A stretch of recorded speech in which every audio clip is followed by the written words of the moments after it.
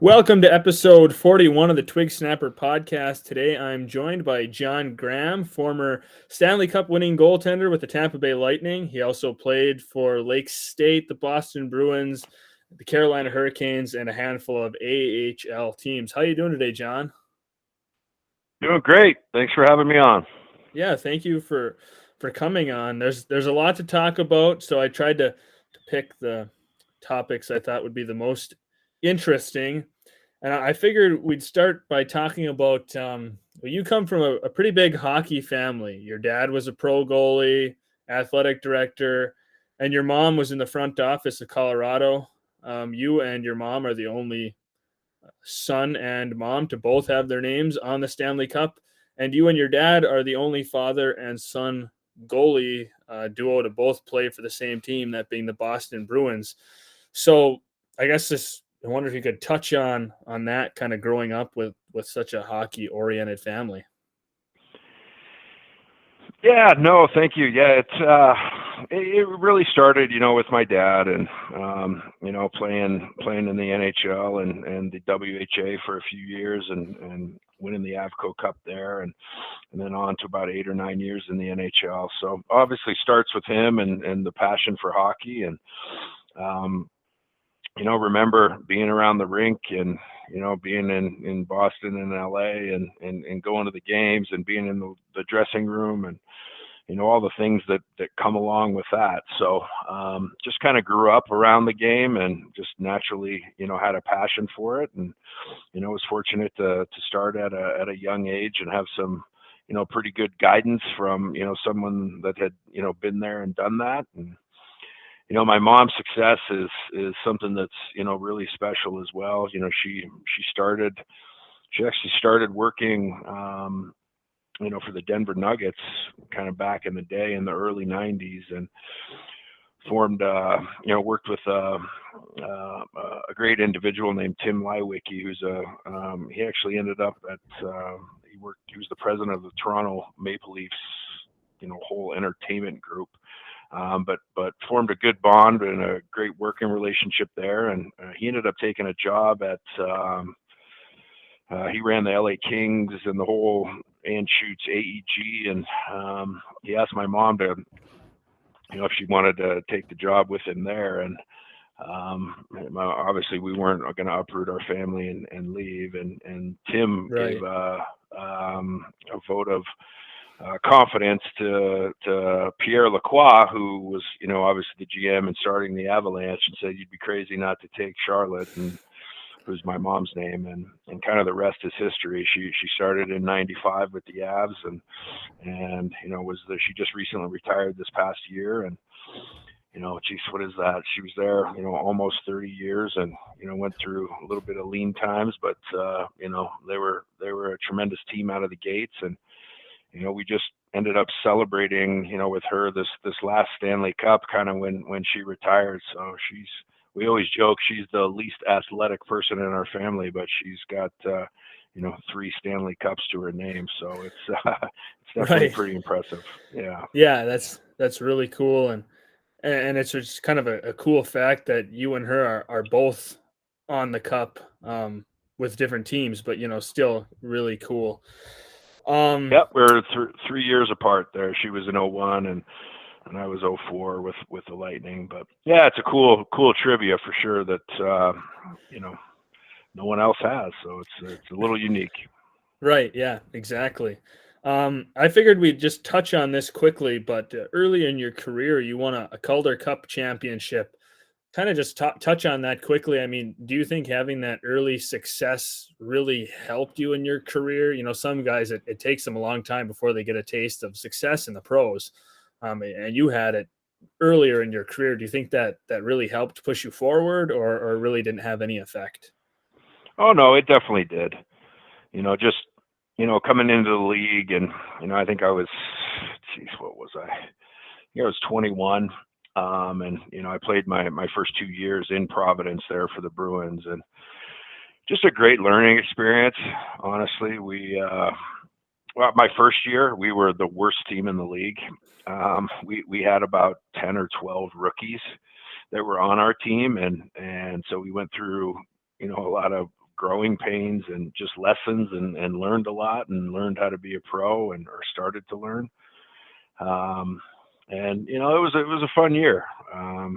Even though we were losing, we all learned a lot, and then obviously took that success into the second year, and had a few different players there, but the majority of the core team was the same. And we literally, I'm not sure of the exact kind of records, but I think we broke every record in the book for the AHL that year. So it was good to be part of that, and to have that success. And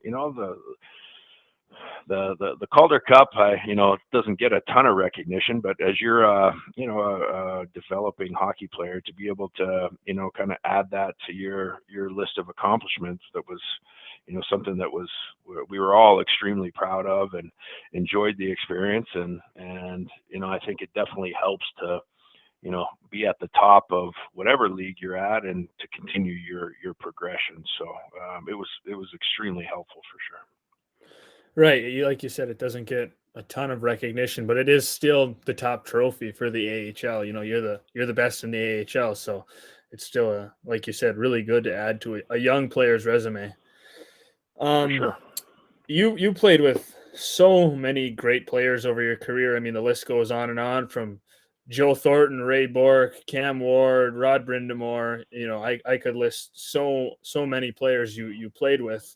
Do any of them stick out more than others, from the time you spent with them, or things you picked up, or any interactions you had? I think each, I'm not sure I single too many guys out. It's just there was so many, like you said, but just kind of seeing how everybody approached being a professional. There was hard work was always one that was in common with everybody, no matter how they went about it. Ray Bourque was great. Obviously a legend and a Hall of Famer. And I don't know if you know this, but there was another kind of a funny connection there. But my dad was actually traded from the Bruins to the LA Kings for a first round pick, and that first round pick ended up being Ray Bourque. And then I did see that online. Another kind of neat connection with you and your dad, because you ended up playing with Ray. Yeah, so then I ended up playing with Ray, and I was really young in my career, and he definitely had some good things to learn from, and obviously one of the best. Billy Guerin was my roommate, and tremendous guy, tremendous professional. So he was somebody that I definitely learned from. Cam Ward was a great goalie, and we got along well. Happy Boulin was great in Tampa. The whole team in Tampa with Vinny and Marty, and Brad Lukowich, Andre Watt, Dan Boyle, Freddie Modine. The list literally goes on. Ray Whitney was awesome in Carolina. Really good guy. Eric Cole. So literally, like you said, the list does go on and on. But everybody does things a little bit their own style. But it's that professionalism and hard work, and putting the team first that everybody really strives for, and to be successful in the league. And if everybody kind of has that mindset, it's good things can happen. Rod Brindamore was obviously a tremendous player, and a freak athlete when it comes to being in shape. And so you just pick up little tidbits that you can apply to your personality and your game, so to speak, and kind of put it in your toolbox, and hopefully get better each day. Yeah, speaking of Rod Brindamore, I mean, he's nicknamed Rod the Bod. Was he huge into working out and everything, even at the time when you were with Carolina? Because I know there's a lot of stories about him when he was playing college hockey, sneaking in to work out late at night and different things. But was he still just crazy into working out when you were there in Carolina? Yeah, he was for sure. I mean, if there's such a thing, I mean, he probably had 0% body fat. He was in that good a shape, and it's something that any player, can learn from. It's just that those little extras, get a little extra strength, a little extra practice, a little extra, you know, cardio on the bike, whatever it could be. Training in the summer, coming in more prepared. It's all good things that people can pick up, and you can see the success he's having as a coach and the hard work. So it's he definitely was a workout machine. Yeah, for sure. Um, so I feel like there's a lot of guys you see throughout the NHL that their characters, they're funny guys, funny teammates. Is there anyone that sticks out to you that you just remember they were the funniest teammate you had? Maybe a guy that always would light up the locker room.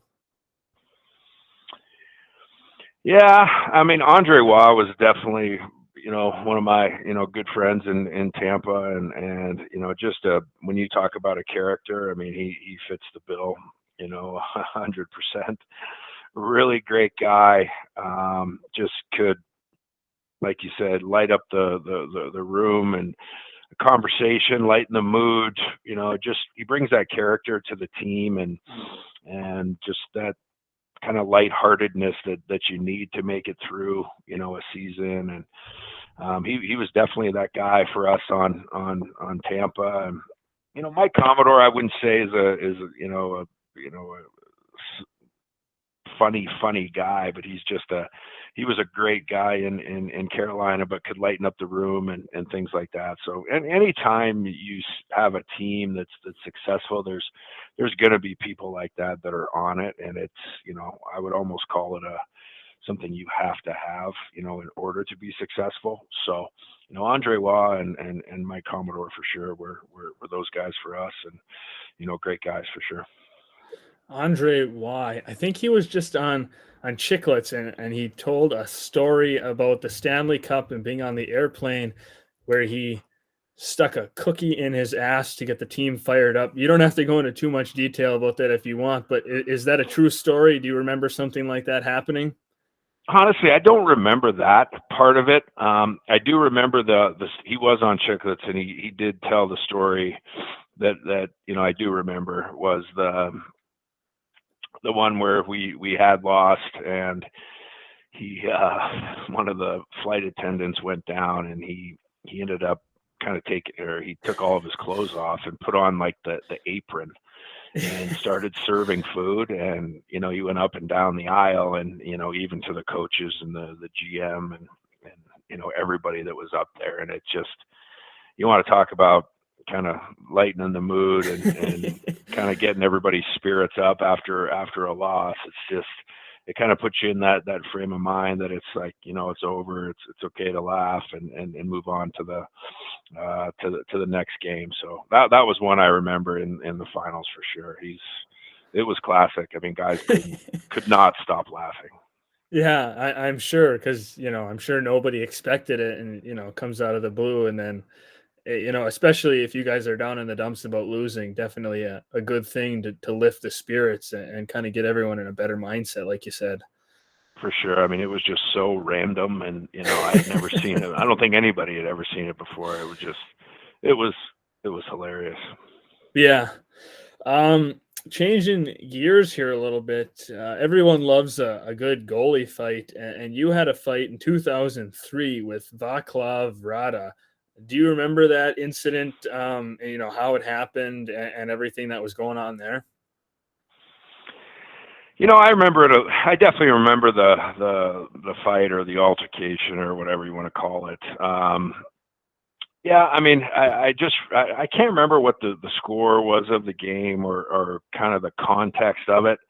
I just remember that I went into the corner, and he kind of bumped me or did something to me that I just, wasn't really appreciative of. And I think I had taken a shot, and so my stick was kind of in my blocker, like my follow through was kind of in one hand, and he bumped me, and he tried to like skate away, and he turned around or something and looked at me, and I kind of half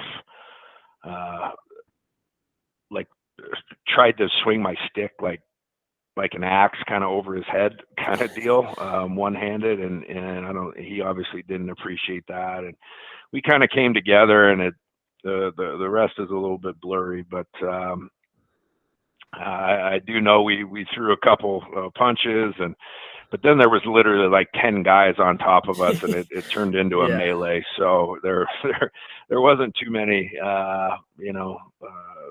punches thrown that didn't have 10 guys on top of you. But it was just something that was kind of spur of the moment, and he just kind of caught me at an awkward time, and I didn't really appreciate what he was doing, and he didn't appreciate me pretending to kind of decapitate him with my stick. So it was those are always fun though. Back in the day, it was something that was, you look back on it, and you really see the kind of the team spirit, or the team atmosphere, that one guy's getting into a fight, and everyone's jumping in and kind of protecting each other. So that's always the good hallmark of a solid team. Right, definitely. When you got guys sticking up for their teammates when they need it, in that sense, or when you have guys that can, some teams don't really have fighters, especially nowadays. You got a lot of teams that they're more skill-based teams and less fighters. So you'd be hard pressed to see a situation like that. Yeah, it's obviously the game has changed a bit. That is one of the things that's, I think, I'm not going to call it sad, but it's I think something that needs to stay in the game. Some of the true craziness can get out with bench clearing brawls, and that stuff's kind of long gone. But being able to stick up for your teammates and not be punished for it, I think is the wrong move. But the game's different. The game evolves every 5-10 years, and the game is definitely faster, which is always a step in the right direction. But being able to stick up for your teammates is something that should always be welcomed in the NHL, in my opinion. Right, exactly. Like you said, the game is changing, and there's less fighting, and there's some of that less of that craziness. But I don't think it'll ever fully go away. I mean, there's always going to be your main enforcers, and maybe they'll be the only ones fighting, but you'll always have a handful of guys that are going to want to go at it. Yeah, for sure. I mean, it's embedded in the game of hockey. So it's I agree with you. It's not going to go away completely. I hope they let some of the unforeseen rules just still apply when appropriate, for sure. Right, exactly. So you were coached by one of the, well, he's a great coach, but he's also known for his personality. You can go online and you can find montages of all the things he's said, and John Tortorella. He's a kind of a fiery guy. I mean, from a fan's perspective, it's kind of funny to watch some of the videos. Do you have any good stories that just come to mind when you think about him? Maybe him getting pissed about something, or him saying something that you just couldn't help but crack up, or just anything that comes to mind when you think about him as your coach. He's somebody that definitely is, like, if you want to call it a strength, is somebody that just is very honest. I think sometimes you, as a player, it's hard to believe that someone can be that big of an asshole without, doing it on purpose. Which, there's always that element to it. But just an honest guy that tries to have everybody not wonder, what's going on. He's gonna tell you. I think it obviously grinds down players, and there's a time and place for it. But the long run, it's definitely not going to work, because it's 100% gas pedal being an asshole the whole entire time. And that's the problem with it. There's always a time and place. But he's obviously won a lot of games, and sometimes it works, and so we'll see. I mean, I did have one story that's pretty typical of John Tortorella stories. It was, I think I was playing a game, and we were playing in Ottawa, and kind of a typical screaming match, but I think I let in a goal with like 1 second to go. It was a weird shot in Ottawa where the guy kind of dumped it in, but I went to stop it, and it was kind of like a dump in. Like I said, I went to stop it, and I put my hand behind the glove, and the puck hit, and it went like the complete opposite way. It was like the biggest fluke ever, and it went in.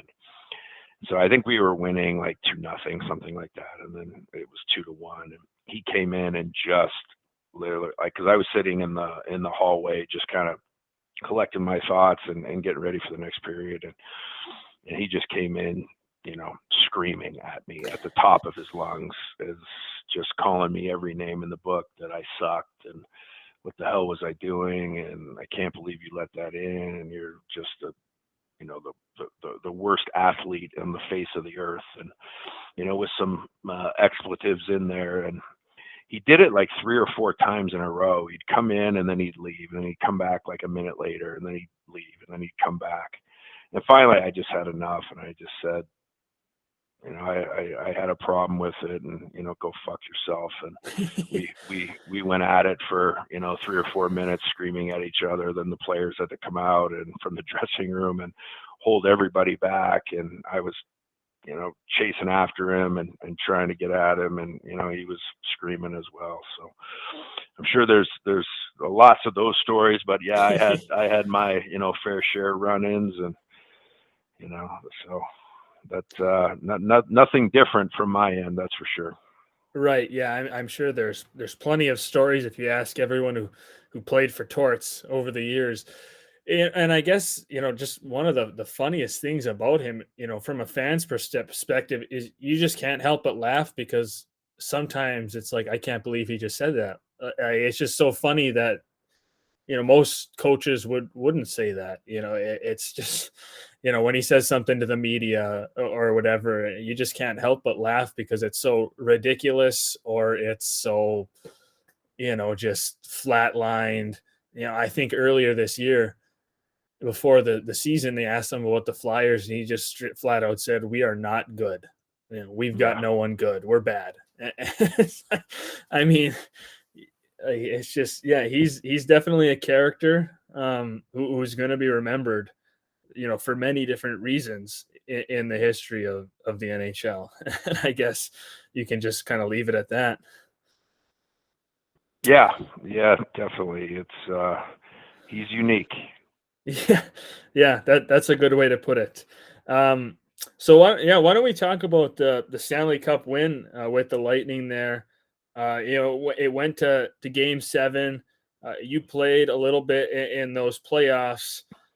Just let's talk more about the game, the win. Holding the cup after the win. The emotion and all of that. Kind of just the realization that we did it. We've got one of the most coveted trophies in all of pro sports, and you got to hold it and feel all that emotion. Yeah, it's all it's chalked up to be. I think people, there's people can exaggerate, on a lot of things, and this is not one of them. It's just so electric and so exciting, and so much kind of drama and passion and relief, and it's all of those things, bundled into one, and being able to experience it is, obviously one of the greatest thrills of my life. And one thing I remember is just the true team aspect of our team that we won. We obviously had some superstars. We had some some middle guys that always contributed. We had, offensive defensemen, defensive defensemen. We had everybody. We had checkers and grinders, and it just that's what I remember. With Javi Bullen was a great goalie, and I think during the season I was able to chip in with some wins, and played a little bit in the playoffs, but Javi Bullen played great. So just after we win in Game 7, I think we coasted through the first. I don't want to say coasted, but I think we won 4-0, 4-1 the first few series, and then had a couple grinding series, and it's just an emotional roller coaster, like everybody says, and but being able to triumph at the end of the day and be part of that team, it was again one of the biggest thrills. Just holding the cup is everything it's cracked up to be. The parades and the parties and everything after the fact was everything it was cracked up to be. And still to this day, it's something that everybody on that team and anybody that ever wins, it's kind of a badge of honor for sure. And knowing that you're able to be at the pinnacle, at least once is something that every player, and I'm no different, kind of cherishes, and it's something I'm very proud of to have been a part of for sure. Yeah, exactly. I mean, there's only so many players, and then even narrow it down to only so many goalies that are in that list of Stanley Cup winners. Obviously it's the NHL. It's extremely hard once you get to the playoffs. Playoff hockey it's a different kind of hockey than the rest of the year. So actually succeeding and finally winning that is a tremendous accomplishment. You mentioned the party and the parade and all that. Is it pretty similar, or was it pretty similar to how they do it now, where the team gets the full parade, you guys have a team party, and then players all have their own parties, and people will get a day with the cup. Maybe they take it to their hometown and all that kind of stuff. Yeah, definitely. Yeah, that's exactly what we did as well. I've seen recently, like in Tampa, they've done some parades, with the boats and things like that. Not only with the Lightning, but the Buccaneers and the football team there. So we didn't do that. We did just a straight parade on the streets. But yeah, we had the parade, a couple local parties with the families and the team, and then kind of everybody disperses for the summer, and then you get your day kind of scheduled, and you make plans to make every minute of that day count. So yeah, very very similar to what they're doing today. Because I know, if you go back even farther, back to the Gretzky days when they won in Edmonton, they were kind of some of the first pioneers of changing that and starting the parades and some of this stuff. Before that, it really didn't happen. So it's really cool, obviously, that guys get a day with the cup. And you work so hard for that. You want to spend a little bit of time with it and show everyone. Yeah, for sure. I mean, it's a great tradition in sports. I think, I don't know why other teams or other sports don't do something like that, just because it's being able to have that one-on-one time, after you win, it's so crazy, and after the game, and there's a million people that want to be there, and pictures and family and the team, and even the days after, and the parades and things. So getting that one-on-one time with the people that helped you get there, and really kind of cherishing it, it's something that's extremely special, and a great tradition that the NHL has, and it's I hope they never get rid of it, because it's an important perk kind of that after winning, it's one of the most special days you can obviously have. Exactly. Yeah. And I'm sure time just flew by, with all of that. Like you said, there's so much going on, but it's got to be hard to cherish those moments because it just flies by. You're so busy with all of it. You wish you could make it last longer. Yeah, that's you're exactly right. It's 100% a whirlwind. You try to take it all in, and it's just so exciting, and just you're on an adrenaline rush, and it's extremely special. So that day kind of makes up for the whirlwind, right after. But it's definitely all it's cracked up to be. Right.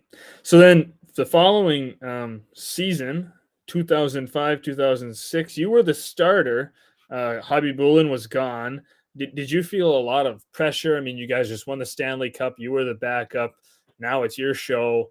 You're taking the reins. What was kind of going through your head the start of that season? And, it's a big change. No, I mean, I didn't feel any, extra pressure. Let's put it that way. You always feel, pressure as a goalie and pressure that you enjoy and want to have. So, I felt it just for being a starting goalie, but nothing, extra.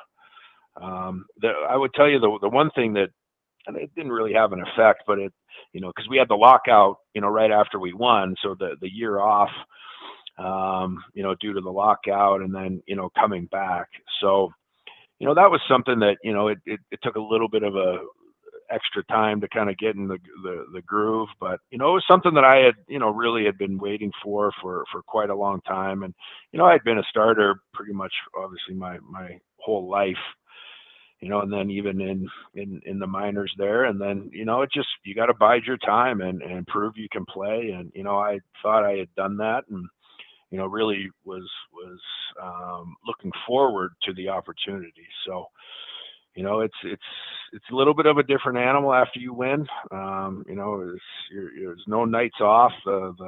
Everyone's kind of gunning for you because you are the champ. And, we weren't sneaking up on anybody. Not that we really did the past year or two, but, you're not sneaking up on anybody. So you're getting everybody's best shot. And, it was a year we were, I was definitely extremely proud of, coming off the lockout and being the champ and, obviously making it into the playoffs. And, anytime you don't go as far as you hope to, there's, it's disappointing.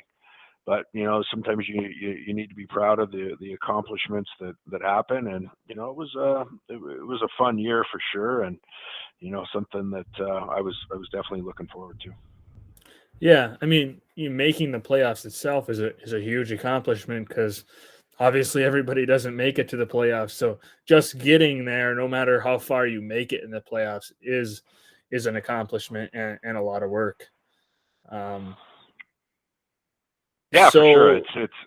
It's definitely, everybody's goal is to success and win the Stanley Cup, but you first have to make the playoffs. And right. the year's a grind. And you're right. I mean, half the league makes it and half doesn't. So coming off the cup and the lockout, and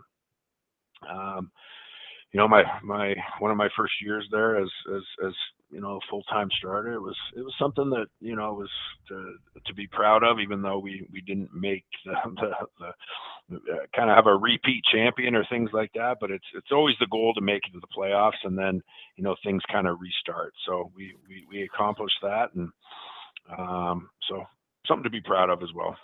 Yeah, exactly. So you're also in the record books for Tampa Bay. You're fourth in wins behind Ben Bishop, Hobby Bullen, and Darren Puppa. You're fourth in shutouts behind those same players, and then you're fourth in goals against with Bishop, Hobby Bullen, and Vasilevsky ahead of you. I mean, that's pretty good company to be a part of, to be associated with. It's got to make you feel good to just look back at your career and you see the names that you're associated with after you retire. Yeah, for sure. All good goalies you mentioned, and to have success with a team. And I really kind of came into my own a little bit in Tampa and refined my play. And was starting to be, a more refined and professional, goalie. Wasn't just relying straight on athleticism, as maybe I was in Boston, and was able to learn a lot in Tampa from Happy Bullen, and just the way to be more efficient as a goalie, and start to kind of hone your craft. So definitely had some success there, and it's always nice to be in the same company as goalies that are like you mentioned, and others that had success. I'm not sure when it was. It was, I think, last year, but I did have some sort of a longest shutout streak record of some sort in Tampa. And we were watching one of the games, and I have 3 boys now. They're 8, 7, and 5, and Vasilevsky was playing, and he ended up breaking the shutout record that I have. My kids always still to this day, they're like, "Oh, Dad, you're number 2 now. You're number 2. Vasilevsky broke your record," and so it's always kind of funny to see. But he's having a Hall of Fame career, and a tremendous goalie there in Tampa now. So yeah, definitely being up there with those names is something to look back on as you get older, for sure. Yeah.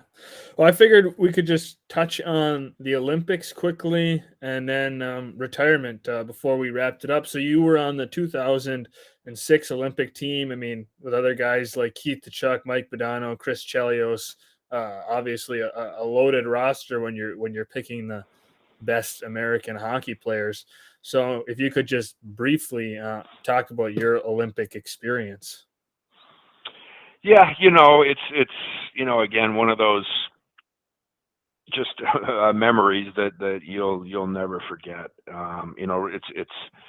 It's right up there with the Stanley Cup, if not on par. Just being able to represent your country, it's a different feeling. When you're playing for your team, and the state that you're in, and playing in the NHL, it's the pinnacle. But it's just a different feeling when you're playing for your country, and there's a different sense of pride, and you want to go out and do well. And obviously some of the names you mentioned, they're the best of all time, and the best of their time during on the US side of things. So it was a tremendous honor to even be selected, and to get over to Torino. It's, again, once in a lifetime experience, at least for me, and something I'll cherish forever. The guys were great. We obviously didn't have the outcome that we wanted, but it was kind of life changing, and a memory that I'll have forever.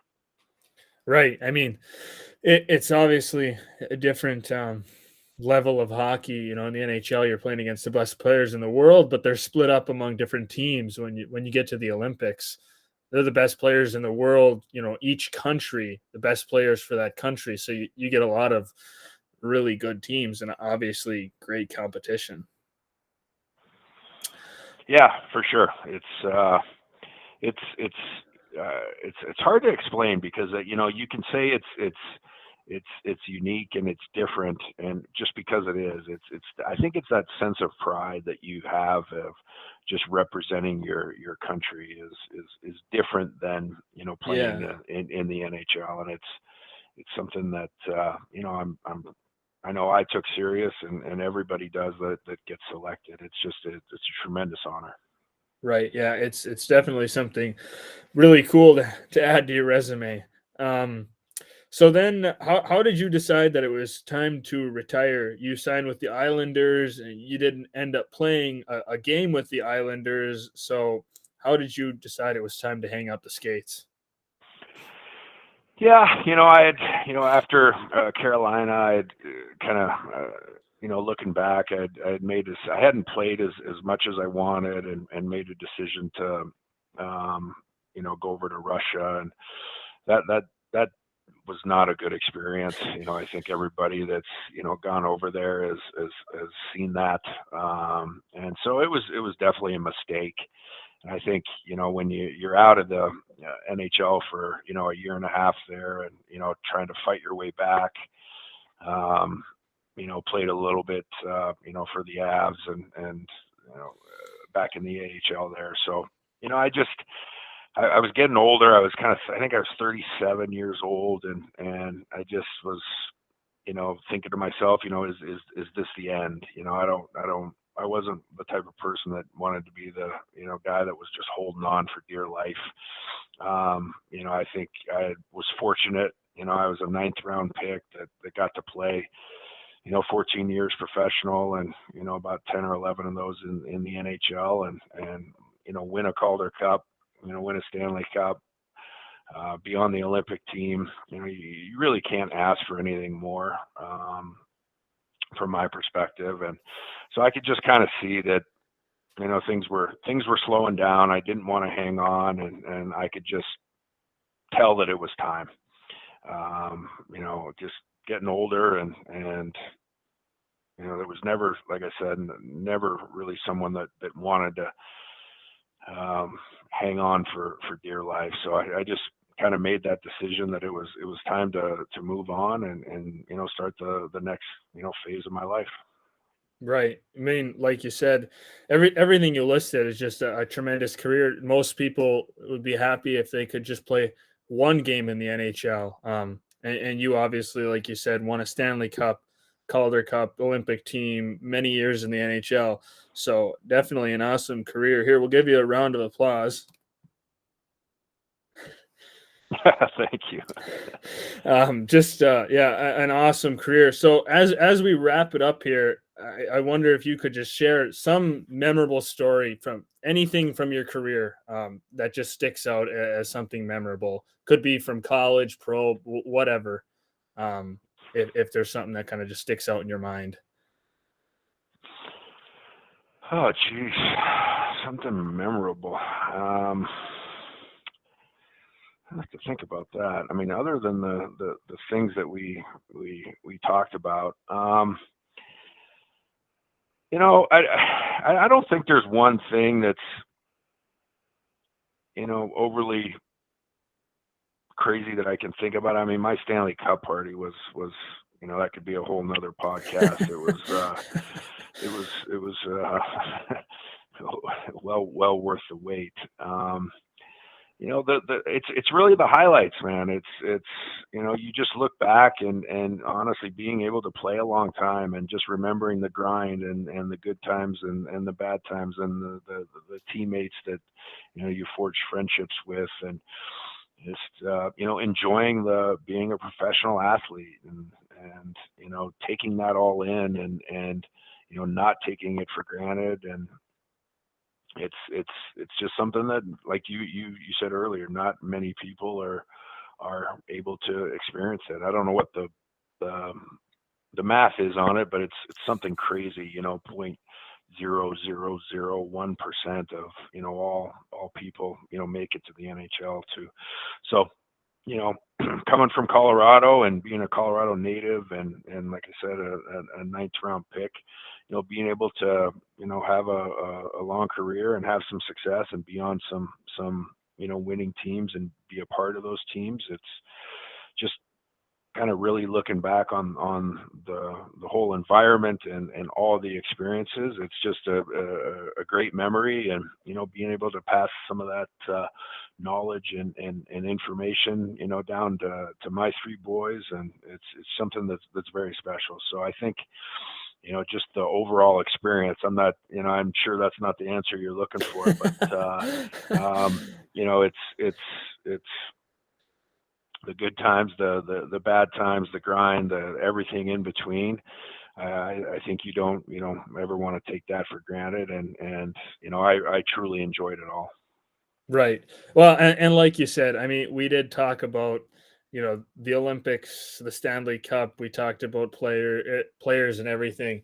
So we did kind of touch on a lot of the big memorable moments. So I think that's a good place to wrap it up. Thank you very much for joining me on this episode of the podcast. I really enjoyed it. It was a good time. No, thank you very much. Wish you success on continuing to grow the podcast and representing the UP up there at Tech. So good luck. For the remainder of the year and the continued growth of the podcast. Well, thank you.